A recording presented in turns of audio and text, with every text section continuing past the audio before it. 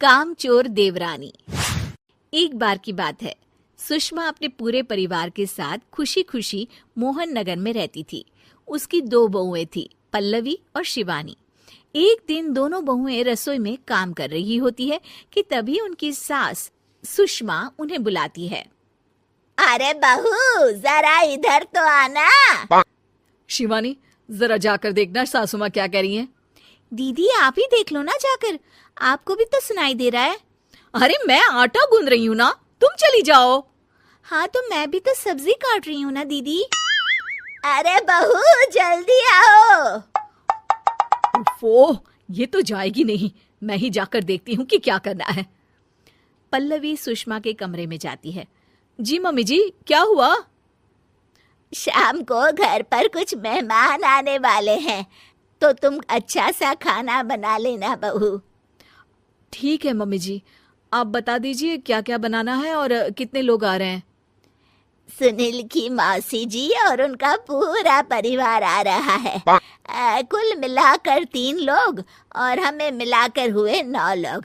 तो अभी से ही तैयारी करना शुरू कर दो। और हाँ, घर की सफाई भी कर देना, हाँ, अच्छे से।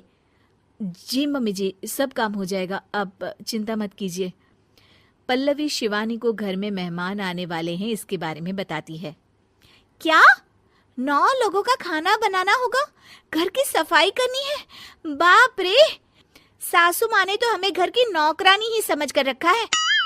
ऐसा नहीं बोलते शिवानी, हम इस घर की बहू हैं और घर के काम करना हमारा फर्ज है। दीदी तो है ही सासू माँ की चमची, जब देखो सासू माँ सासू माँ।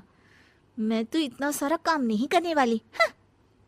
शिवानी कपड़े लेकर गमला साफ कर रही होती है और चक्कर आने का नाटक करने लगती है। मेरा सिर चकरा रहा है। तभी वहां पल्लवी और सासू माँ जाते हैं। अरे बहू, क्या हो गया तुम्हें? मम्मी जी, बहुत तेज सर में दर्द हो रहा है। तुम एक काम करो शिवानी, आराम कर लो। नहीं नहीं दीदी, घर में मेहमान आने वाले हैं, मुझे आपकी मदद करनी चाहिए। अरे कोई बात नहीं शिवानी, तुम आराम कर लो, मैं सब काम कर लूंगी। ठीक है दीदी, अगर आप इतना कह रही हैं तो आराम कर लेती हूँ। शिवानी आराम से अपने कमरे में मैगजीन पढ़ रही होती है। इसे कहते हैं आराम की जिंदगी। इतना सारा काम।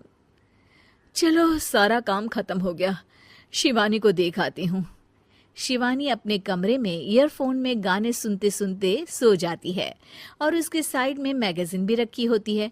पल्लवी वहां आ जाती है और वो सब देखती है। ओहो, तो मतलब सब काम चोरी का बहाना था। अभी बताती हूँ इसको। घर का सारा काम मुझे करना पड़ा और ये महारानी यहाँ मैगजीन पढ़ रही है, गाने सुन रही है। पल्लवी रसोई से एक प्लेट और चम्मच लेकर आती है और शिवानी को थाली बजाकर उठाने लगती है। शिवानी अचानक से उठती है। उठ गई महारानी, गाने भी सुन लिए, मैगजीन भी पढ़ ली।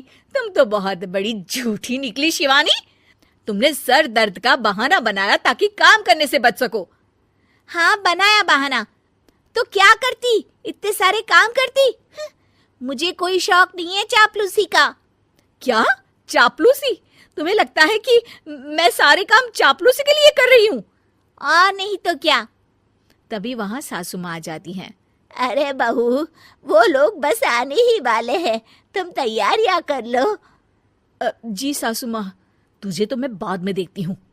सब खाना खाने बैठते हैं और खाना शुरू करते हैं। तभी सुनील की मौसी बोलती है। वाह भाई वाह, खाना तो बहुत ही अच्छा बना है सुषमा जी, एक एक चीज में क्या स्वाद है। ये सुनकर शिवानी मुंह बना लेती है। उसे अपनी जेठानी की इतनी तारीफ रास नहीं आती। आपकी बहुएं तो बहुत ही अच्छा खाना बनाती हैं। हाँ, बनाती तो दोनों ही अच्छा है, पर आज ना ये सारा खाना बड़ी बहू ने बनाया है। छोटी बहू की तबीयत ठीक नहीं थी, सो इसलिए। मानना पड़ेगा सुषमा जी, आपकी बड़ी बहू तो बहुत ही गुणवान है। पल्लवी की तारीफ सुनकर शिवानी को जलन होती है। पल्लवी ये सुनकर खुश हो जाती है और शिवानी की तरफ देखकर उसे चिढ़ाती है। कुछ देर बाद मेहमानों के जाने का वक्त हो जाता है। मौसी जी सबके लिए उपहार लाई होती है। वो सबको शगुन के पैसे देती हैं और अंत में पल्लवी के पास आती है। तुम्हारे लिए शगुन का लिफाफा तो है ही, पर बहू तुम्हें एक और उपहार भी मिलेगा इतना अच्छा खाना बनाने के लिए। मौसी अपने सोने के कंगन निकालकर पल्लवी को पहना देती है। ये लो, ये मेरे मनपसंद कंगन है, अब से ये तुम्हारे हुए।